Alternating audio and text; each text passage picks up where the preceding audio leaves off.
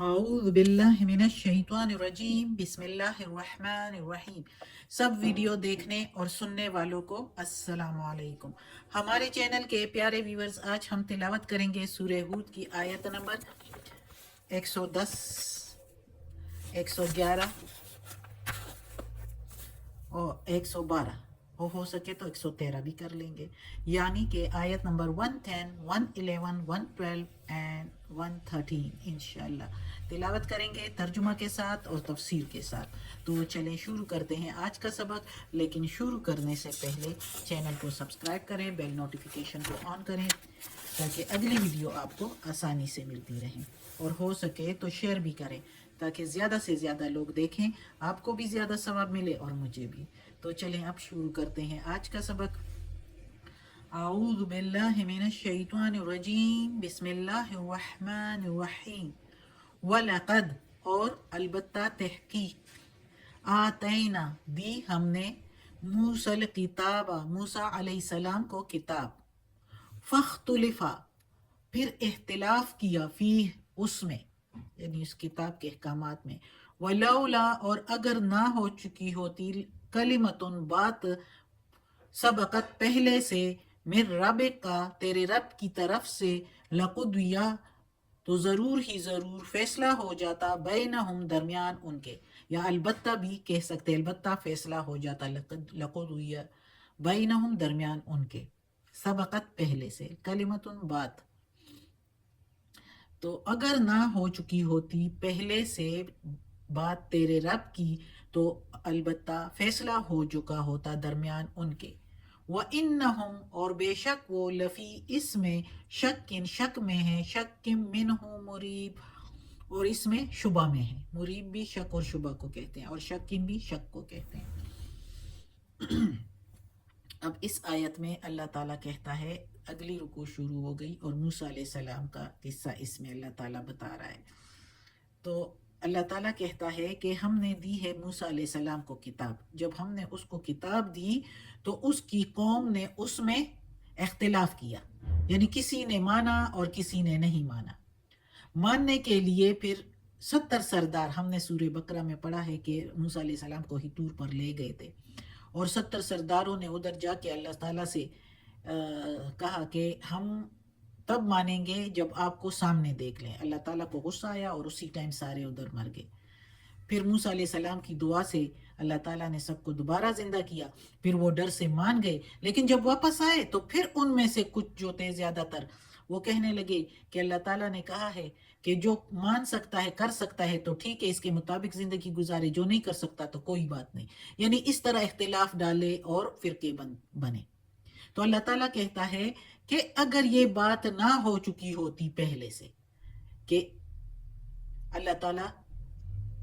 نے ایک وقت مقرر کیا ہوا ہے، ڈیل دی ہوئی ہے، ٹائم دیا ہوا ہے، انسان کو ایک خاص حد تک اختیار کی آزادی دی ہوئی ہے کہ انسان کس راستہ پر چلتا ہے، اللہ تعالیٰ کے حقوق کو اور احکامات کو ٹھیک ٹھیک پہچان کر اللہ کی رحمت اور مہربانی کا مستحق ہوتا ہے، یا ٹیڑھا راستہ اختیار کر کے اللہ کے غضب کا مستحق ہوتا ہے۔ تو یہ جو ہے اللہ نے ٹائم دیا، ورنہ تو اللہ تعالیٰ کہتا تو ابھی ہی اسی ٹائم ہی سب کو مار کے فیصلہ کر چکا ہوتا، اور سب ان کی جگہ دوسرے لوگوں کو لے آتا، یا جھٹلانے والوں کو مار دیتا، یا جھٹلانے والوں کو ایسی سزائیں دے دیتا کہ اسی وقت ہی فیصلہ ہو جاتا کہ کون غلطی اور کون برائی کی طرف جا رہا ہے اور کون سا راستہ صحیح ہے، اسی وقت ہی فیصلہ ہو جاتا لیکن اللہ نے مشیت الہی ہے، تکوینی نظام ہے اللہ تعالیٰ کا، کہ اس کے مطابق اللہ تعالیٰ نے انسان کو خود مختار چھوڑا ہے، اور ایک حد تک اختیار دیا ہوا ہے کہ آزمانا ہے انسان کو، اور ایک وقت مقرر کیا ہوا ہے سزا کا۔ اگر وہ وقت جو ہے اللہ نے مقرر نہ کیا ہوتا پہلے سے تو فیصلہ ہو جاتا، اور وہ اس بات میں شک اور شبے میں پڑے ہوئے ہیں۔ جو ڈیل دی ہوئی ہے اللہ تعالیٰ نے، تو اللہ نے ڈیل دی ہے اور وہ اسی شک و شبہ میں پڑے ہیں کہ کوئی مانتا ہے، کوئی کیا کہتا ہے اور کوئی کیا کہتا ہے۔ اور یہ اللہ تعالیٰ نے اس آیت میں پچھلی آیتوں میں جو رکوع ہے اس کی آخری آیتوں میں ہم نے پڑھا تھا کہ محمد صلی اللہ علیہ وآلہ وسلم کو اللہ تعالیٰ کہہ رہا ہے کہ آپ یعنی محمد صلی اللہ علیہ وسلم کو مخاطب کر کے اور سارے مسلمانوں کو جن کے دلوں میں تھوڑا سا شک و شبہ بھی ہو تو ان کو بتایا گیا تھا کہ شبے میں نہ پڑو ان لوگوں کے جو اپنے آبا و اجداد کی تقلید میں صرف آتے چلے جا رہے ہیں اور غلط اور برائیاں کرتے جا رہے ہیں اور بتوں کو اور عالموں کو اور ستاروں کو اور سورج کو پوجتے چلے آ رہے ہیں، تو ان کو پورا پورا سزا پوری ملے گی، کوئی کمی نہیں کی جائے گی۔ تو اس کے مطابق پھر ادھر موسیٰ علیہ السلام کا قصہ بیان کیا ہے کہ اس کی قوم بھی نہیں مان رہی تھی، یعنی اختلاف کیا جب ان کی کتاب آئی۔ تو اسی طرح اگر یہ لوگ قرآن کو نہیں مانتے تو تم لوگ شک و شبے میں نہ پڑو جس طرح وہ ابھی تک شک و شبے میں پڑے ہوئے ہیں۔ تم لوگ شک و شبے میں نہ پڑو، اللہ نے ایک وقت مقرر کیا ہوا ہے اور وقت جب وہ آئے گا تو فیصلہ ہو جائے گا، تم لوگ شک میں نہ پڑو۔ ادھر مزید اس آیت میں اللہ تعالیٰ نے مسلمانوں کو بتایا ہوا ہے، ظاہر ہے مسلمان ہی قرآن پڑھیں گے اور جب وہ قرآن پڑھیں گے تو ان کو تسلی ملے گی، اور اللہ تعالیٰ مزید تاکید کر رہا ہے کہ قرآن میں کسی شک و شبے کی بات نہیں، یہ اللہ کا کلام ہے اور اس کے احکامات کے مطابق زندگی گزارنی ہے، شک و شبے میں نہ پڑو جس طرح وہ شک و شبے میں پڑے ہوئے تھے۔ اگلی آیت ہے وَإِنَّ كُلًّا لَمَّا لَيُوَفِّيَنَّهُمْ رَبُّكَ، اور وَإِنَّ اور بے شک، کلن ہر ایک کو، سب کو،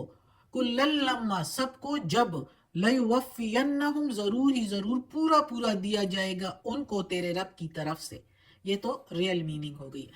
تو ہم بمحاورہ پڑھیں گے تو اس طرح کے اور بے شک سب کو جب وقت آئے گا تو پورا پورا بدلہ دیا جائے گا۔ وقت آئے گا، ادھر وقت آئے گا ہے نہیں، لیکن ہم اگر بمحاورہ سمجھنے کے لیے ترجمہ کریں تو اس طرح کہ اور بے شک ہر ایک کو جب وقت آئے گا تو ضرور ہی ضرور پورا پورا بدلہ دیا جائے گا، یعنی سزا اور جزا دی جائے گی ان کو تیرے رب کی طرف سے۔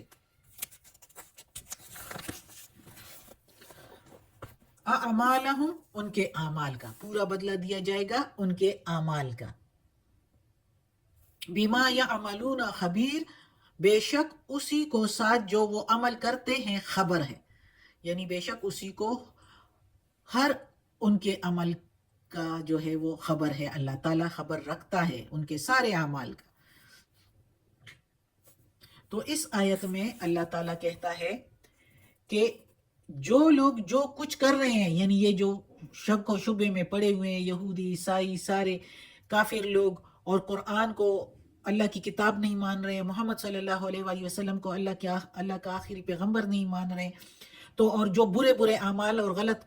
اعمال کر رہے ہیں، بتوں وغیرہ کو پوجتے ہیں، عالموں کو پوجتے ہیں، پیغمبروں کو اللہ کا بیٹا بناتے ہیں یا پیغمبروں کو خدا مانتے ہیں نعوذ باللہ، تو ان سب کو ان کا پورا پورا بدلہ دیا جائے گا، سزا دی جائے گی ان کو ان کے اعمال کا۔ رب سب کچھ دیکھ رہا ہے، اللہ تعالیٰ سب کچھ دیکھ رہا ہے۔ اس آیت میں اللہ تعالیٰ کہتا ہے کہ اللہ تعالیٰ سب کچھ خبر ہے اس کو جو وہ کر رہے ہیں، اس لیے تم لوگ ان کو دیکھ کر کسی شک و شبے میں نہ پڑو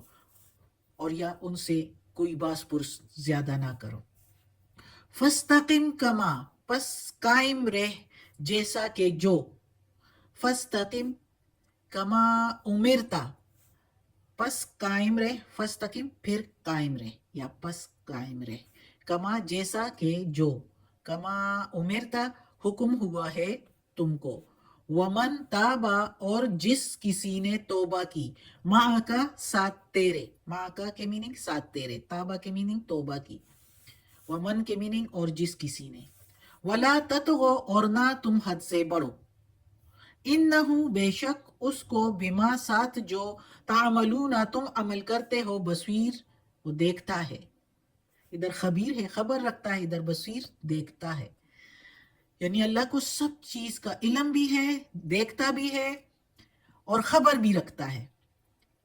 اور سنتا بھی ہے سب کچھ، کیونکہ اللہ نے یہ دنیا بنائی ہوئی ہے۔ تو اللہ تعالیٰ اس آیت میں محمد صلی اللہ علیہ وآلہ وسلم کو مخاطب کر کے سارے مسلمانوں کو کہہ رہا ہے کہ یعنی ادھر قائم رہ، قائم رہ سے مطلب اللہ تعالیٰ کا ہے کہ آپ ان مشرکین کی جھنجھٹ میں نہ پڑیں، آپ کو اور ان لوگوں کو جنہوں نے کفر وغیرہ سے توبہ کر لیے۔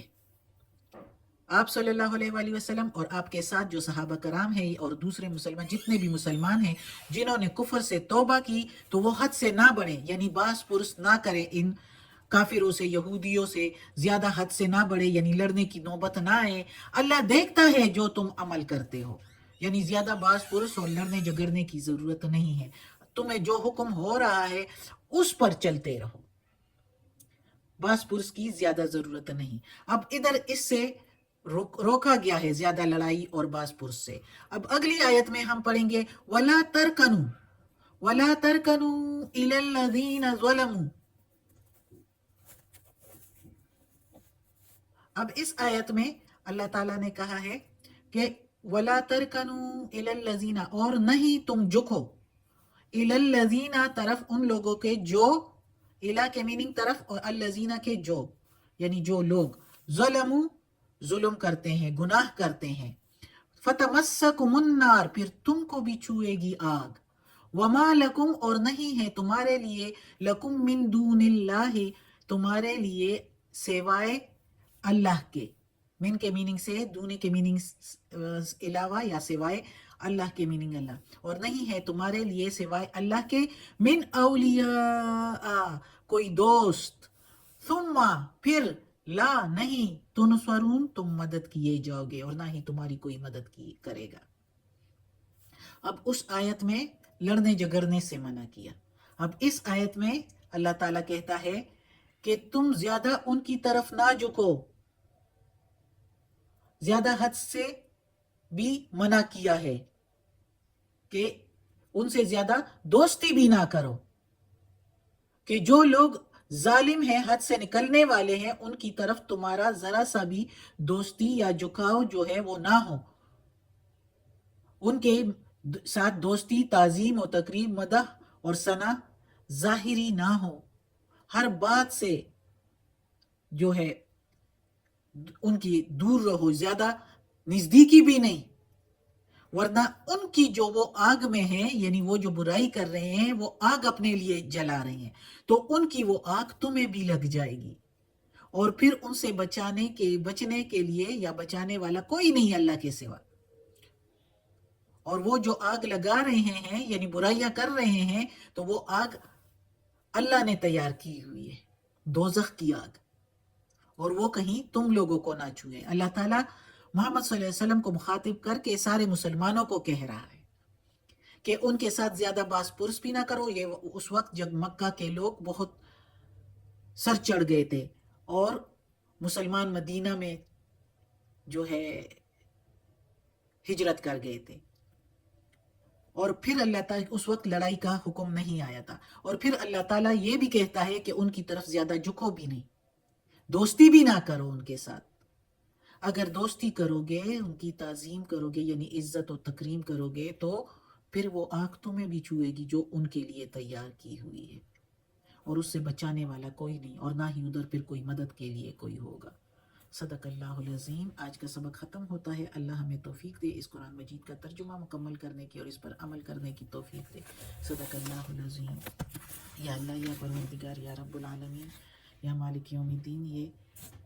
تیرے کلام قرآن مجید کی تلاوت کی ہے ترجمہ و تفسیر کے ساتھ۔ یا اللہ، اس میں کوئی غلطی ہوئی ہو تو معاف کر دینا۔ یا اللہ، تو معاف کرنے والا مہربان ہے۔ یا اللہ، اس کے